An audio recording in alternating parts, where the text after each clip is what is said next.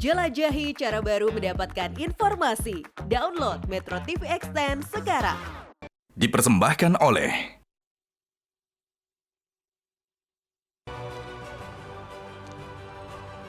Temu lagi di Hot Room. Di segmen terakhir ini kita akan kasih kesempatan kepada setiap narsum untuk memberikan analisa terakhir, terutama apa yang harus dibenahi.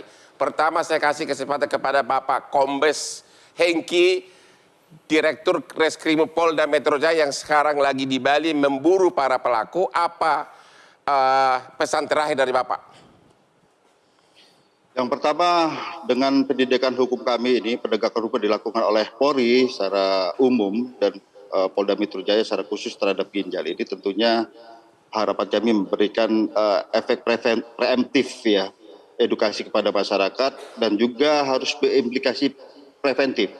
Ya. Artinya ada efek baik spesialis buat para pelaku yang sekarang ditangkap karena hukumannya memang berat. Dan juga secara generalis tidak ada lagi sindikat-sindikat baru yang meniru modus operandi ini. Kemudian yang kedua dalam leading sektor kami, ini kami temukan fakta-fakta ataupun modus operandi, mungkin ini bisa dijadikan bahan untuk perbaikan ke depan, sesuai dengan strategi hit and fix, pukul dan perbaiki. Setelah dipukul harus ada perbaikan sistem. Sebagai contoh, sebenarnya ini secara preventif bisa dicegah. Misalnya ternyata tidak ada SOP yang jelas apabila memang ada masyarakat kita yang ingin keluar negeri. Misalnya kan kadang-kadang mengakunya untuk wisata, ternyata ini menjadi pekerja migran ilegal. Ataupun justru perdagangan ginjal ini. Harusnya ada SOP yang jelas. Misalnya apabila ini memang harus berwisata ke luar negeri, itinerarinya jelas, hotelnya jelas, tiket baliknya jelas. Nah ini fakta yang kami temukan, bahkan ada pemalsuan tiket nih. Tapi yang lebih parah lagi tidak seperti itu, tidak ada wawancara yang ketat, ini bebas berangkat.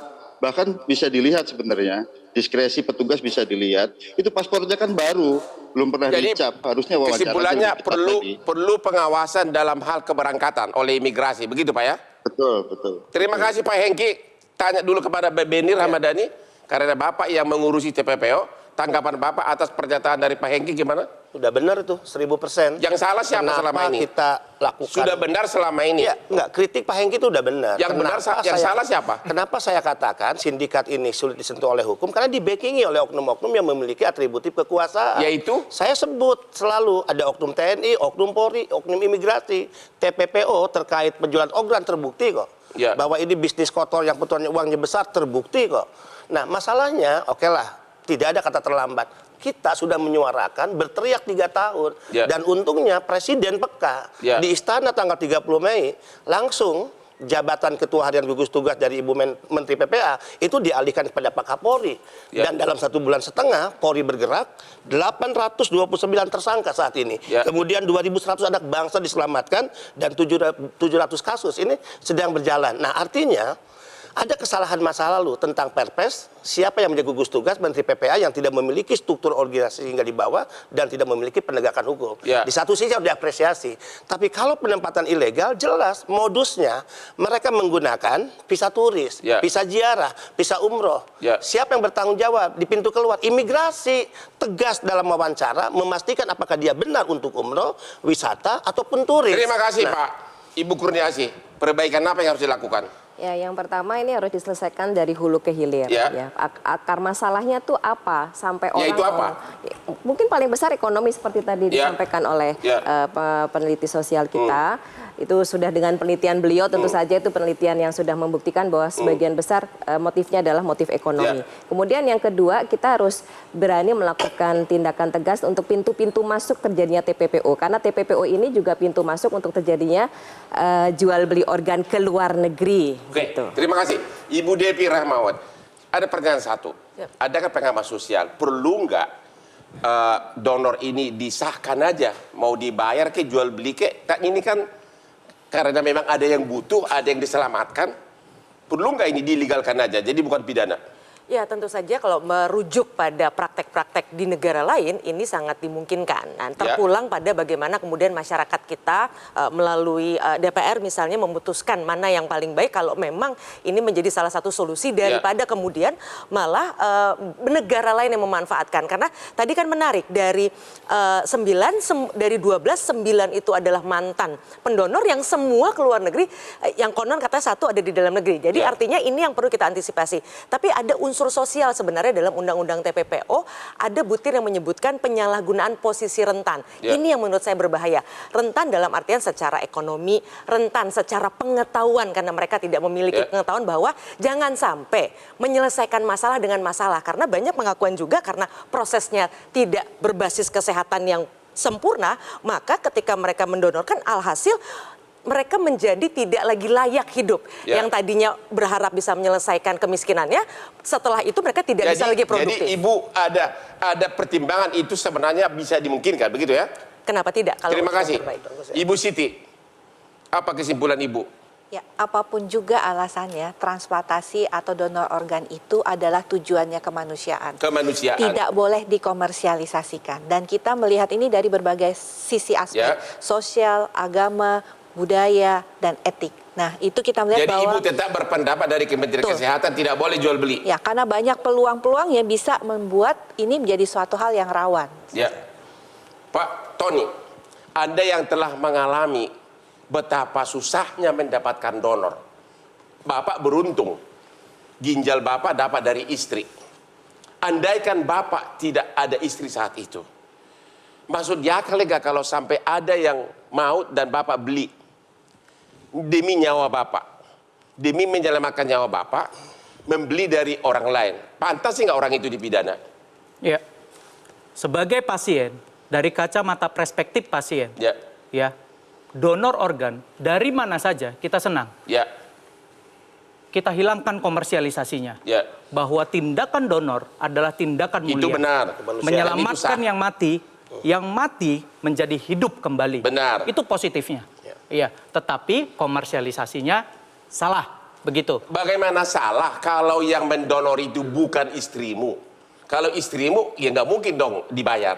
Tapi kalau itu dari orang lain, wajar nggak dia diminta bayar? Pasal 26 diatur. Kalau dalam tadi soal penghargaan, ya wajar saja dong kalau kita kasih dompet kita saja hilang, ditemukan orang, kita memberikan kok. Ya, apalagi dia sudah menyelamatkan nyawa kita, wajar itu dikasih. Tinggal pemerintahnya mau tidak untuk membuat ragam kebijakan itu yang berpihak juga kepada pasien. Di forum ini, siapa tahu besok kita juga gagal ginjal. Orang yang sakit akan mencari dan berusaha bagaimanapun dia sembuh. Itu yang harus diingat. Jadi, praktik jual beli organ yang berulang ini adalah buah kelalaian pemerintah yang sangat lambat dalam memperbaiki sistem transplantasi ginjal di Indonesia. Ini buahnya. Pemerintah. DPR? Pemerintah. Baik itu DPR, baik itu Kementerian Kesehatan. Tapi nggak boleh transaksi jual beli, Pak. Itu Nggak harus apa-apa. digarisbawahi. Ya. Pada dasarnya pasien itu adalah ingin hidupnya sehat. Oke, Pak Yamin gimana? Saya kira satu-satunya penyelesaian bukan pidana, itu kan tadi dikatakan deterrence effect ya. Efek yang membuat orang menjadi takut jerak. Tapi orang yang butuh uang tetap ada di dunia ini, apalagi di Indonesia, untuk bisa nggak akan menyelesaikan masalah pebidanaan. Jadi maka saya bilang yang paling penting di luar negeri juga begitu, ada lembaga yang khusus mempertemukan antara orang yang ingin mendonorkan dengan orang yang ingin menerima donor. Nah, lembaga inilah yang harus memiliki sosialisasi yang bagus kepada setiap orang, dan ada jaminan bahwasannya ini bukan jual beli, tapi tadi kan pasal 26 saya katakan ada penghargaan kepada orang yang akan mendonorkan, begitu. Itulah yang harus dijamin. Berarti mirip seperti donor darah.